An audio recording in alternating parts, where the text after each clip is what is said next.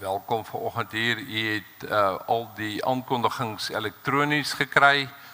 Gaan rustig daardeur en as daar onsekerheid is, kontak die skakelpersone of die kerkkantoor in die verband.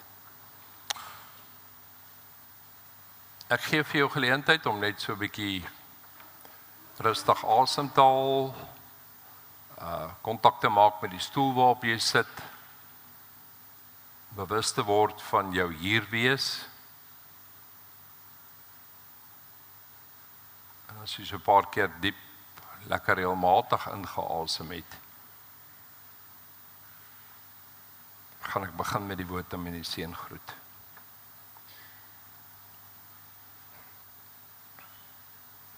Die koning drink water uit die stroom langs die pad. Hy sal die oorwinning behaal. Amen. As jy wil, kan jy jou hand net oopmaak daar waar jy sit, want hierdie is persoonlik. As God vanoggend vir jou vanuit die hemel kom groet, kom seën, vir jou vrede gee as jy in 'n wêreld onvrede het. Vir jou genade kom gee op plekke waar jy niks verniet kry nie. As God sy groot hart vanoggend aan jou kom openbaar. Ook te midde van dit wat Molly nou vir ons gaan deel oor hierdie spesiale Sondag. Ontvang dit. Dis baie, baie spesiaal net vir jou. Ek gee dan vir Molly geleentheid. Molly, jy is baie welkom om hier voor te kom staan. Die mikrofoon is hier. Kyk net hoe mooi blou lyk jy.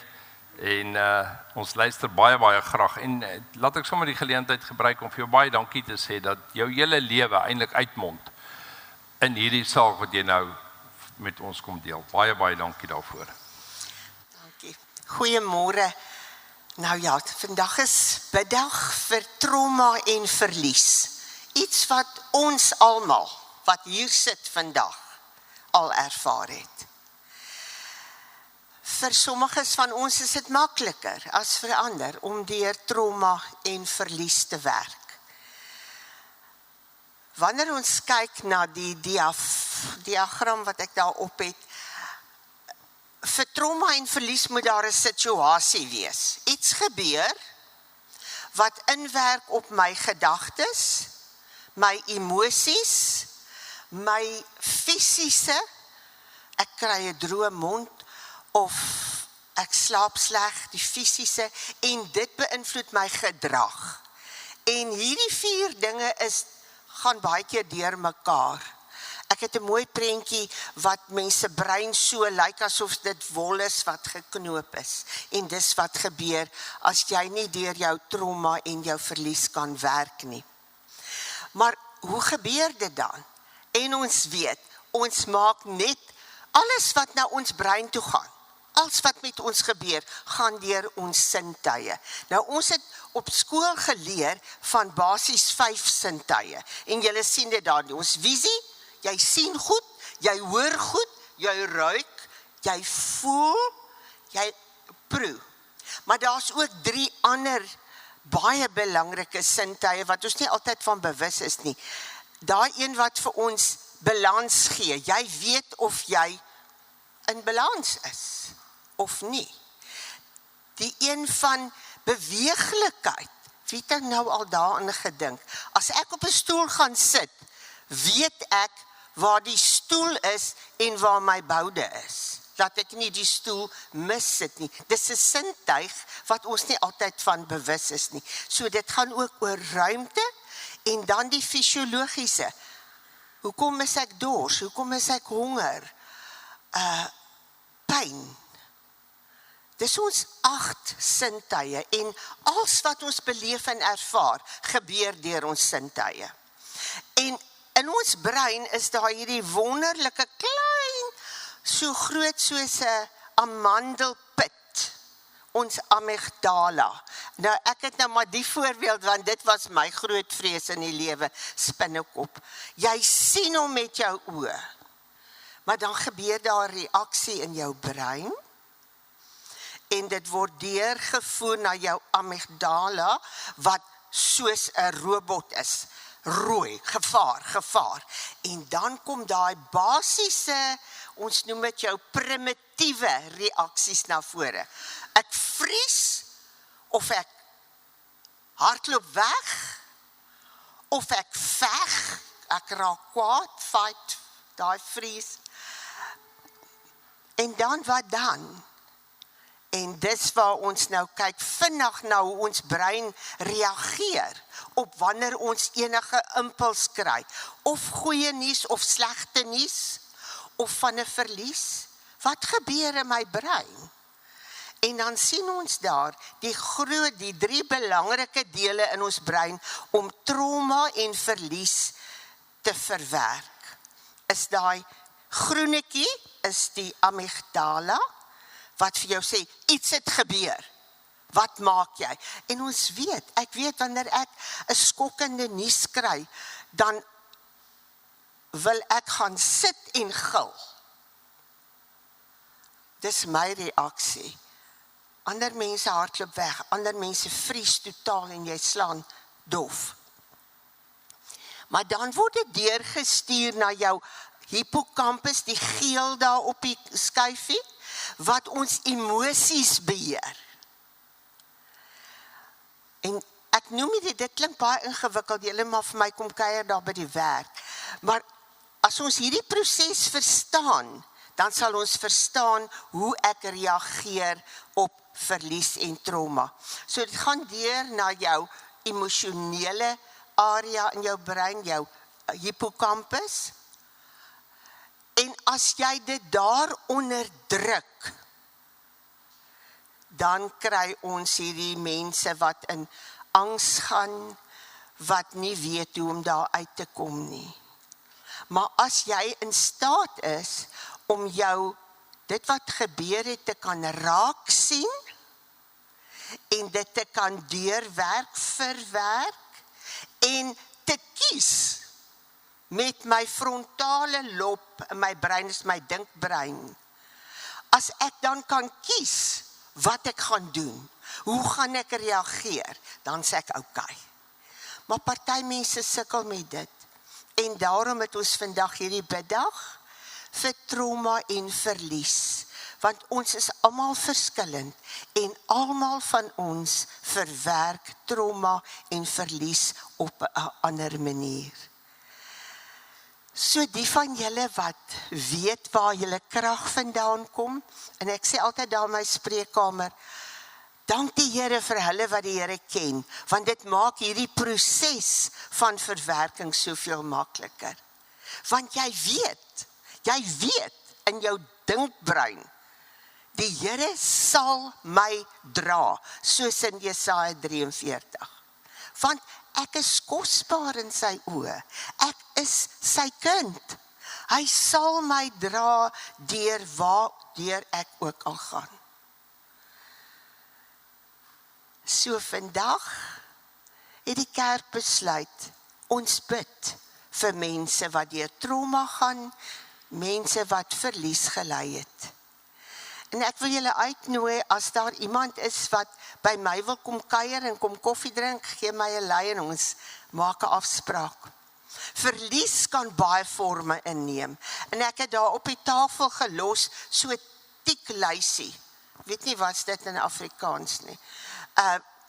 Wat julle kan neem en gaan kyk. Al die verskillende soorte verlies wat jy kan ly. Ons ken, en Lottie is nie, van die verlies van jou huis. Maar daar's baie verliese wat 'n mens kan ly.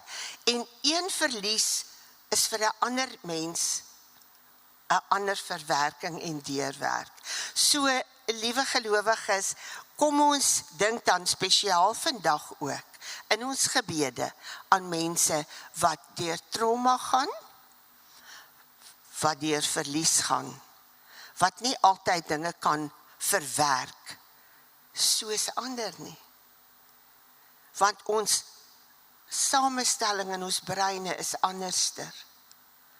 Kom ons bid dan vir mekaar. Hemelse Vader, ons wil maar net vandag kom en aan u voete kom sit en vashou aan u beloftes Daardie beloftes wat U deur Jesaja vir ons gegee het, dat ons vir U kosbaar is en dat U vir ons dra deur alles heen. Dankie Here vir daardie wonderlike versekering en daarom wil ons almal wat vandag deur trauma gaan, wat deur worstel om verliese te verwerk, aan U opdra.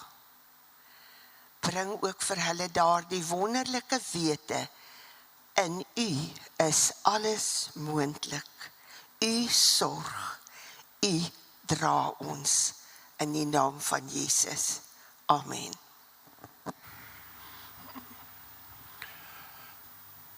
Baie dankie Molly, op 'n besondere manier wat jy baie moeilike stof vir ons afgebreek het met sulke tongknopers wat jy baie prakties verduidelik het.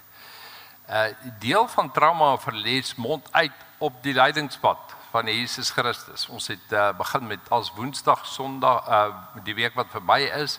Ons is by die eerste Sondag van die lydingsweek en ons gaan nou na 'n video kyk, maar nou is hy reg, dan kan ons daarna kyk as deel van ons eerste lydingssondag moment.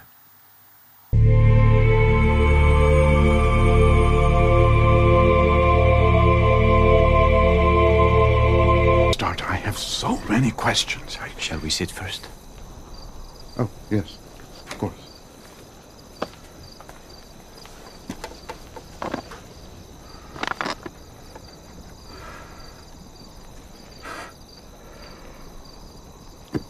The eastern slums. Many wandering preachers have succeeded in gathering crowds with their rhetoric and fiery tone. I've heard a few of them over the years myself. So you know the type. But I have never heard anyone tell a paralytic to get up and walk, much less it actually happened. So what is your conclusion? I believe you are not acting alone. No one can do these signs you do without having God in him. Only someone who has come from God. And how is that belief going over in the synagogue? Which is why we are here at this hour. What else? What have you come here to show us? A kingdom. That is what our rulers are worried about. No, not that kind. Then what? A sort of kingdom that a person cannot see unless he is born again. Born again? Yes. You mean like a new creature? A conversion from Gentile to Jewish? No, that's not what I'm talking about. Then what is born again? I hope you don't mean return to the womb, because that would be a problem for me. My mother, may she rest in peace, is dead. Truly, I say to you, unless one is born of water and the Spirit, he cannot enter the kingdom of God. That which is born of the flesh is flesh, and that which is born of the Spirit is spirit. That part of you, that is what must be reborn to new life. How can these things be? A teacher of Israel, and yet you do not understand these things, huh? I'm trying, Rabbi. I know.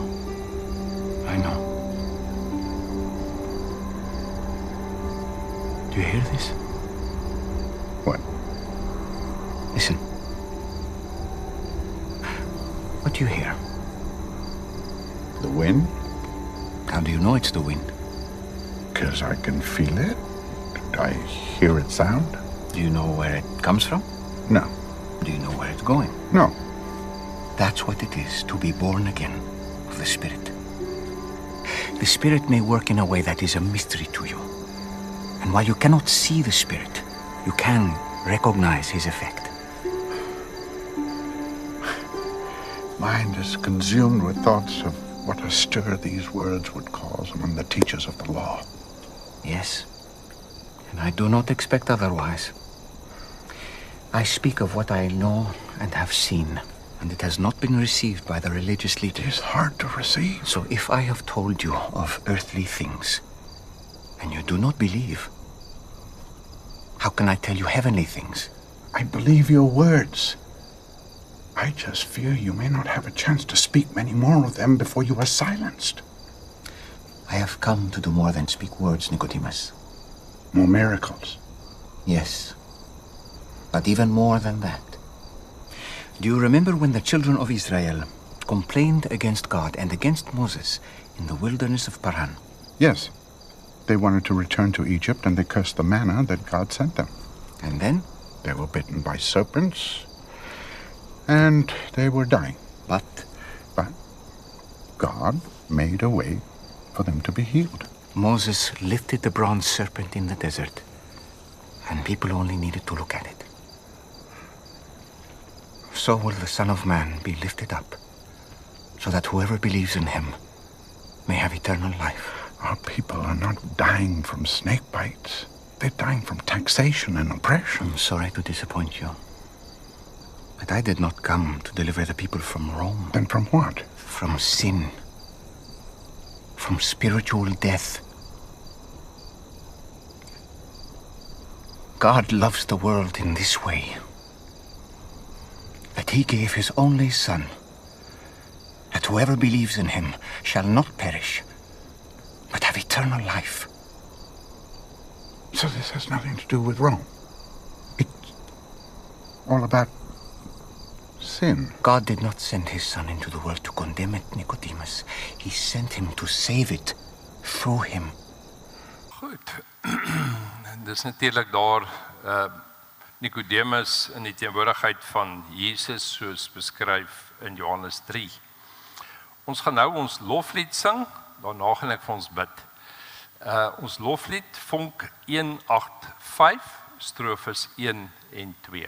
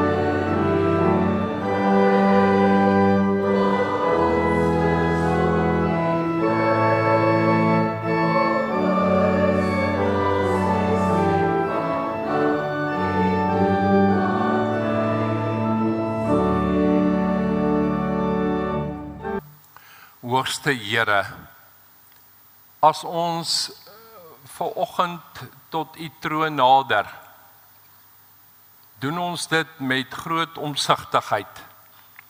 Weet ons dat daar 'n baie duur prys betaal is, sodat ons kan toegang het tot die troon van Jesus Christus.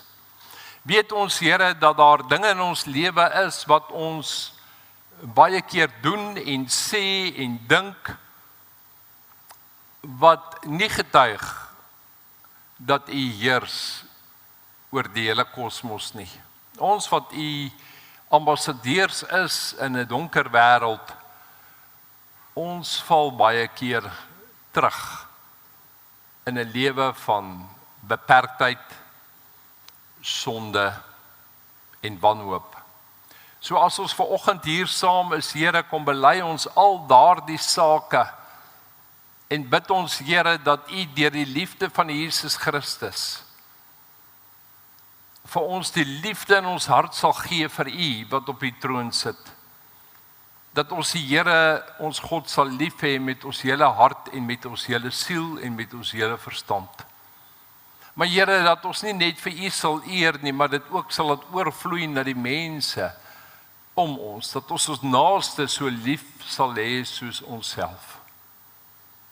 Help ons dan in hierdie driehoek verhouding, God bo ons, onsself en ons naaste. Gebruik dan ook hierdie woorde vanuit ons teks vanoggend, Here, om ons situasie van lyding, ons situasie van trauma en verlies, of mense om ons wat daardeur gaan, kragtig te gebruik onder leiding van die Heilige Gees van Jesus Christus. Amen. Goed, die tema vanoggend is, wie swaai die scepter in jou lewe? Dis nog 'n lekker een, is 'n Afrikaanse woord wat mense nie elke dag gebruik nie, maar ek onthou as 'n klein seentjie het ons 'n oom gehad wat 'n baie sterk persoonlikheid gehad het, en toe iemand een keer gesê, maar daai oom, hy swaai die scepter in die hele familie. Ek het nogal gewonder wat dit is. En dan hoor ons baie keer van baie dinamiese vroue wat op hulle man se koppe sit, en dis hoekom baie van ons so 'n bietjie bles is, want ons vrouens sit nie stil nie. Hulle skuif baie keer rond daar, maar dan sê die samelewing, daai vrou swaai die scepter in die huis. Natuurlik kom hierdie term, die scepter, uit die Midde-Ooste en uit die koninklike omgewing, en het implikasies in terme van koningskap, maar was dit ook gebruik in die oorlogssituasies, waar die weermagoffisier met 'n scepter op die slagveld sou verskyn. Daarom selfs in ons Westminster parlementêre stelsels is daar in die parlement iets wat soos 'n amptstaf lyk, wat die simbool van mag en autoriteit is, die scepter. Die scepter wat met 'n knippel begin het en nou 'n amptstaf is. 'n Houtvoorwerp, oorgetrek met goud en dan met pragtige juwele versier. Die simbool van die koning se mag en autoriteit. As die koning sy scepter vir jou uithou vanoggend, dan gee hy vir jou guns. As die koning egter sy rug op jou draai en die scepter van jou weghou, verwerp hy jou. En ons het 'n pragtige voorbeeld van 'n scepter waar daar begenadiging kom in Ester 5. En ons ken die verhaal, die traumatiese verhaal van Ester en die Jode en Haman en Mordegai. En dan besef Ester dat sy iets daaraan moet doen. En hier in Ester 5 vers 2, toe hy, dis nou hierdie koning, haar man, die koning van Persië, koning Ester in die voorhof sien staan, het sy hom so bekoor, dat hy sy goue scepter, wat in sy hand was, na haar toe uitgesteek het. So, die moment toe sy daai koning, daai teken kry dat die koning, waarvoor sy nie toegang het in sy troonkamer nie, sy wag in die voorhof, hy sien haar, sy het haar koningin gewaad aan, baie mooi aangetrek reg, sy was 'n mooi vrou, maar die Here werk kragtig deur Ester, en so sien die koning haar, sy bekoor hom, en hy besluit op daai moment, hy hou hierdie goue scepter in sy hand na haar toe uit. Toe is dit 'n teken dat sy kan naderkom, en dan staan hy so mooi, en Ester het die punt van die scepter aangeraak. Vir die van julle wat weer wil gaan lees, Die pragtige verhaal Ester 5, dis hier by vers 2 en 3 rond. Die koning sê vir haar, wat kan ek vir jou doen, koningin Ester? So hy sien haar raak as 'n koningin. So die situasie is toe uiteindelik dat Haman eerlik uitgereik het deur die koning om al die Jode dood te maak. En dan die verhaal waar, omdat sy in goeie guns met die koning was, daar 'n koninklike maaltyd is, Haman word ontbloot en uiteindelik sterf hy in sy 23 meter hoë eie galg. Die vraag vanoggend, wie swaai die scepter in jou lewe, is nie so 'n maklike vraag soos wat dit miskien aanvanklik vir jou op die oor klink nie. Die eerste moontlikheid is dat daar 'n stelsel is, 'n politieke stelsel, of 'n werkstelsel, 'n ekonomiese stelsel wat eintlik die scepter in jou lewe swaai. As jy in die nag wakker word en nie uitsien om môreoggend na jou werk toe te gaan nie, en dit meer as 5 keer in 'n week gebeur, dan beteken dit jou werk en die ekonomiese druk van oorlewing, of om brood op die tafel te sit, of om skuld te betaal, of om aan die gang te bly, swaai die scepter in jou lewe. En in 'n kapitalistiese stelsel is dit baie maklik dat ekonomiese druk die scepter in jou lewe kan swaai. Mense wat vlugtelinge reg oor die wêreld sou sê dat daar 'n politieke scepter is wat jou rondswaai en daarom gaan hulle na ander lande toe om daar 'n heenkome te vind, 'n politieke vorm van 'n scepter. Die persone in die huis of in die groter families, die uitgebreide clan, soos wat ons in Engels sou sê, het altyd dominante persone. En die mens kry gewoonlik 2 verskynsels. Die een wat die scepter in haar of sy hand het, soos ek in die begin verwys het, en dan mense wat 'n weerstand het teenoor hierdie scepter en nie gemaklik is met die feit oor die persoon wat die scepter swaai nie. Al 3 hierdie scepters wat geswaai word, is natuurlik totaal en al uit plek uit. Kom ek herhaal wat ek sê? Al hierdie 3 ekonomiese, politieke of families scepters wat geswaai word, is uit plek uit. Hoekom? Want die hoogste autoriteit kom van die lewende God af. En ek gaan nou vir julle 'n bietjie lees uit die aangetekende skrifgedeelte, Psalm 110, wat opgedra word aan Dawid, 'n Psalm, die eerste 2 verse.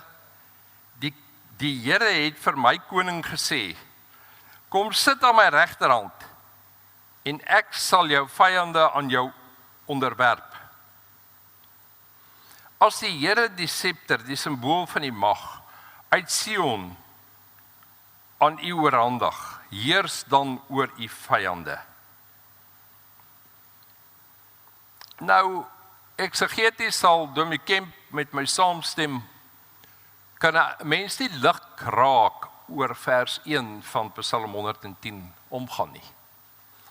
Geweldige eksegetiese probleme, maar kom ek skuld dit vanoggend af om nie my kombuiswerk op die kansel te bring nie en 'n teologiese debat daarvan te maak nie, na 2 moontlike oplossings. Die Here het vir my koning gesê. Heel eerstens die konteks van Psalm 110. Opgedra as 'n psalm aan Dawid, Dawid wat in stryd is, Dawid wat binne die konteks hier uit Sion uit die mag van God kry. Dawid is die koning, want in hierdie vers sal jy sien, is die koning met 'n klein lettertjie. Iemand wat met ander sê, die Here het vir my koning Dawid gesê, die Here het vir hom gesê, kom sit aan my regterhand, en ek sal jou vyande aan jou onderwerp, as die Here die scepter van u mag uit Sion aan u oorhandig. Met ander in 'n oorlogssituasie, in 'n moeilike militêre situasie, is God by u, en die goddelike mag in die konteks van 'n teokrasie, met ander God staat, word dan aan die koning as die verteenwoordiging van die lewende God, soos beskryf in die Ou Testament, oorhandig. Dis die eerste implikasie wat ek vir julle aanbied. Die tweede word geherinterpreteer in die Nuwe Testament uit Romeine uit. As die grote Paulus sê, die Here het vir my koning gesê, en dan sê hy, my koning is dan Jesus Christus. Kom sit aan my regterhand, met hom uit om laat opstaan uit die dood, en ek sal jou vyande aan jou onderwerp. Jy sal met ander die oorwinning behaal. As die Here die scepter, symbool van die mag, uit Sion aan u oorhandig, heers dan, en dan het ek 'n vertalingsmoontlik 'n probleem met die 1983 vertaling, wat sê, oor u vyande. Nou 1983 vertaling is in die 70er jare vertaal, waar mense oor ander mense geheers het.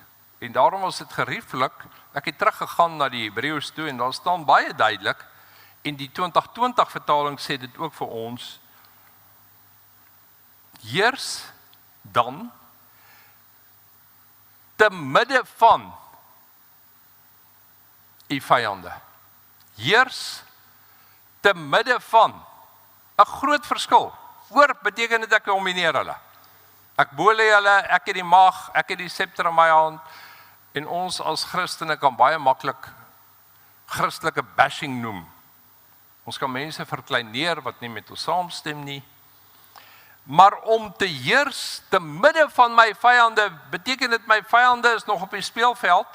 Hier is politieke, ekonomiese en familias interaksies, en ek moet my voetpad vind te midde van hierdie, maar met die groot verskil dat Jesus Christus, volgens Paulus se interpretasie, op die troon sit. En hier is die fantastiese rol, wat nie die scepter nie, maar die kruis in jou en my lewe begin te speel, om te midde van vyande te heers. En ons tweede prentjie wys vir ons die Via Dolorosa in, waar Jesus Christus, daar die kruis, wat ek en jy baie keer dra in die trauma en lydingsweek, vir ons klaar gedraai het. En kyk baie mooi na daai prentjie. As jy deur enige vorm van scepter geweld gaan, Jesus Christus het dit 2000 jaar gelede volledig en klaar vir jou gedoen. En as jy dan in situasies van lyding instap, en jy 'n ware kind van die lewende God is, dan hou God die scepter vir jou uit.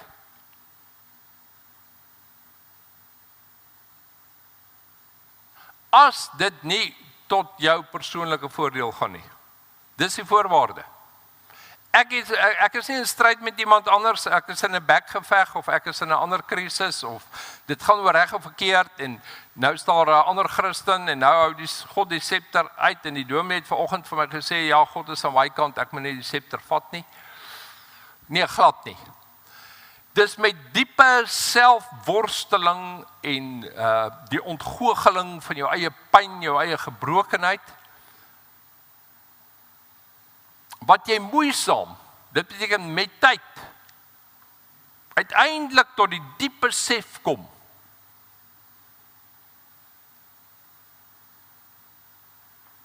dat die lewende God sy scepter van genade vir jou uithou. Daarom sê die volgende prentjie vir ons, kan ons op daardie moment, as ons die groot genade van God in ons lewe besef, nie anders as om in die troonkamer van God in te gaan en voor die heilige God te gaan staan en te bely en eintlik oorweldig te word met die grootheid en die omvang en die majesteit van dit wat nou in die hemel reeds gebeur nie. Hoekom? Want die Here het vir my koning Jesus Christus gesê, kom sit aan my regterhand en ek sal jou vyande aan jou onderwerp. Die vyande is die mense wat die goeie werk van die koms van die koninkryk in hierdie wêreld teestaan. En daarom kan ek heers te midde van my vyande. Ek wil vir jou 'n uitdagende scepter storie vertel, wat my aangryp vanuit die kerkgeskiedenis. En Gerard, jy sal hierdie nou ook geniet, omdat dit Martin Luther insluit. Toe Martin Luther se vriend Maconius op sterwe gelê het hy 'n vaarwelbrief aan Luther geskryf.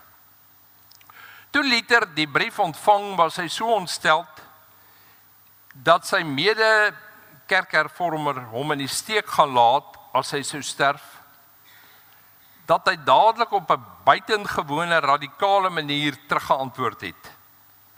Luther skryf: Ek beveel jou in die naam van die Here om te leef.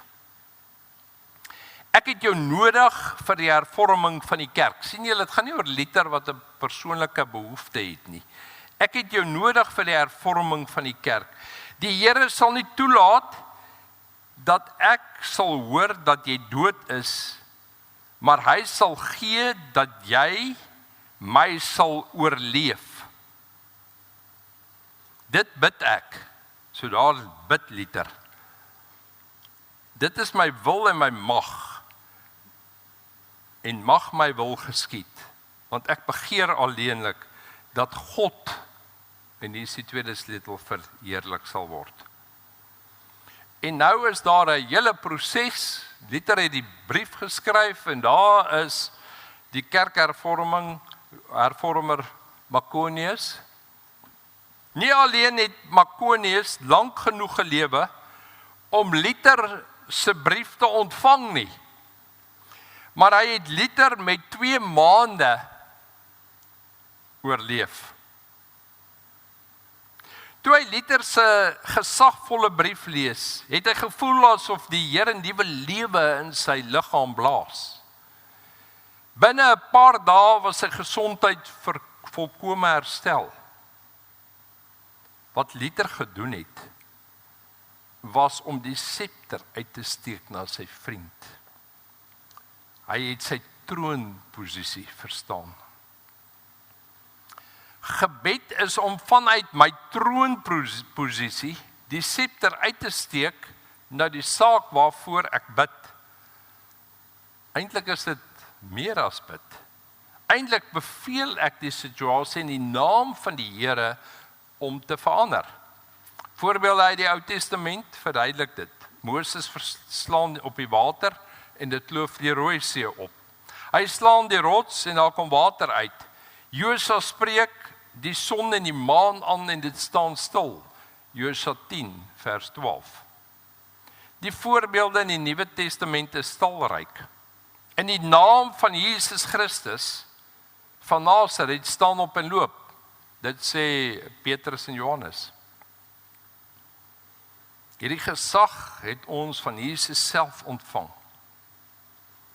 En Jesus sê dan in Markus 11 vers 23, waarvoor ek sê vir julle, voorwaar ek sê vir julle, dat elkeen van julle wat vir 'n berg sê, hef jou op en werp jou in die see, en in sy hart nie twyfel nie, maar glo dat dit sal gebeur, hy sal verkry net wat hy sê. So, dis 'n geweldige sensitiewe verantwoordelikheid om die scepter van God in situasies in te roep.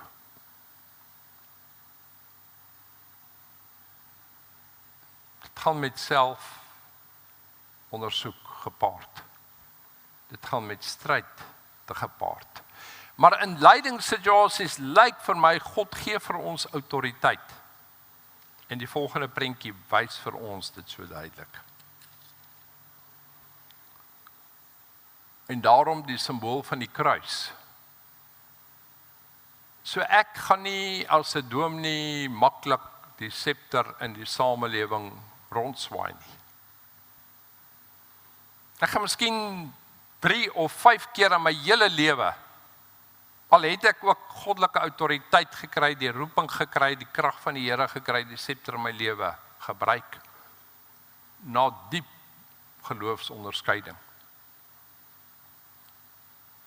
Ek gaan ook nie as 'n Christen sterk persona die scepter in my familie rondswaai omdat ek die dominee is, of omdat ek die ouderling in die kerk is, of omdat ek in die koor sing van die kerk nie.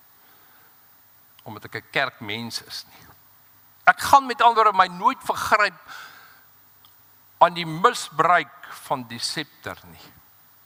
En daarvoor die simbool van die kruis. Die kruis is die simbool van lyding. Die kruis is die simbool van Jesus Christus se oorwinning. Die kruis is die simbool van Jesus Christus wat opgestaan het uit die dood, maar wat waaragtig nou sit aan die regterhand van God, waar hy sal kom om te oordeel die wat nog lewe en die wat reeds gesterf het. Dis ons geloof, liewe gemeente. Dis ons volledigheid. Dis met hierdie huiwering wat ons dan as families, en dis ons laaste skyfie vanoggend, oupa en ouma, kleinkinders kan geniet saam met die kinders. Omdat die liefde gekoppel is aan die kruis en diensbaarheid en omgee. En families wat so omgaan, het nie 'n patrias familias met 'n scepter in die hand wat die scepter misbruik in die familiekring nie. Ek sluit af met die laaste versie van Psalm 110. En dit was ons wotum vanoggend. Die koning drink water uit die stroom langs die pad. Hy sal die oorwinning behaal. Amen. Kom ons bid saam, Here. Op hierdie Lydingssondag kom nestel ons onsself net weer in te midde van ons eie persoonlike trauma en verlies, te midde van scepters wat oor ons koppe rondgeswaai word by die werk en in die land en in die politiek en in die families. Dat ons mense van die kruis is, mense wat deurdring is deur die gebeure aan die kruis, gedring word vanuit die kruis om te gaan en te gaan leef anderste as mense wat nie van die kruis is nie. En hou ons eerder in hierdie dae die kruis as getuienis uit na mense toe, as om hulle rond te swaai met 'n scepter. Dankie Here dat ons dit verstaan. Dankie dat lyding nie goedkoop is nie. Dankie dat lyding ons stroop van diep seer in ons lewe. Dat lyding ons vat na selfondersoek toe. Dat lyding selfs vir die groot Nikodemus in die nag gelei het na Jesus Christus toe. Om te besef dat die wind waai waar hy wil en ons nie die wind kan vasvat nie. Dankie Here dat ons vanuit hierdie konteks hierdie diens vanoggend kan afsluit. En Here dat ons duidelik kan weet, dit wat ons van U ontvang het is volledig. Help ons dan, rig ons dan, lei ons dan deur die krag van die Heilige Gees totdat U weer kom. Amen. Ons slotlied is dan Vonk 277, strofes 1, 2 en 3.